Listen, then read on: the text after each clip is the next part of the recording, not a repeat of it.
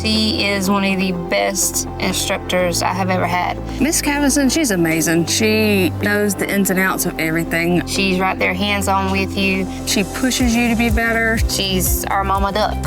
I love teaching. I love watching the students learn. Most people look at hospital shows and see everybody in the operating room and they assume that they're doctors and nurses.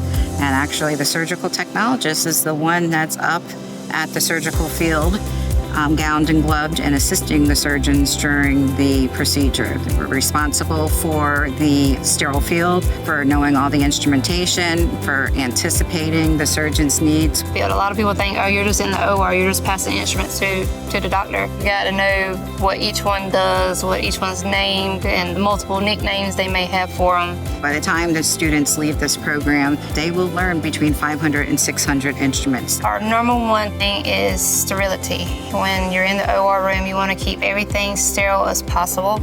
You don't want to get contamination from bacteria getting into the surgical wound. You want to make sure your instrumentation is laid out like it needs to be at the working order. For us to stay 2 steps ahead of the doctor. They are learning anatomy and physiology because they need to know the procedures that they're doing. And if you don't know the anatomy, you can't understand the procedures. It is intense.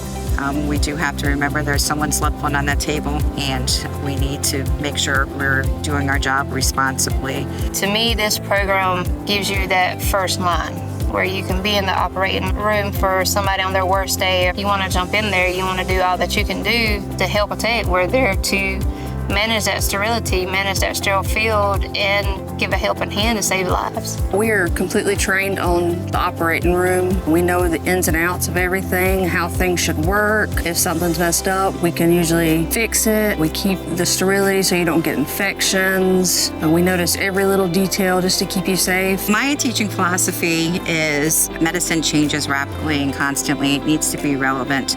The students need to have accountability and they need to master skills. This is a profession where they're dealing with people and working as a team, and there needs to be professionalism there. There needs to be accountability.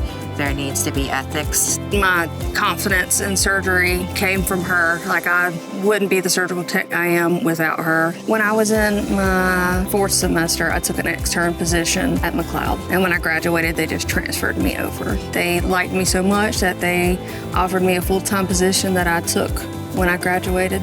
And I'd like to thank Miss Caviston for all the hard work and pushing me to be better. I couldn't have done any of it without her.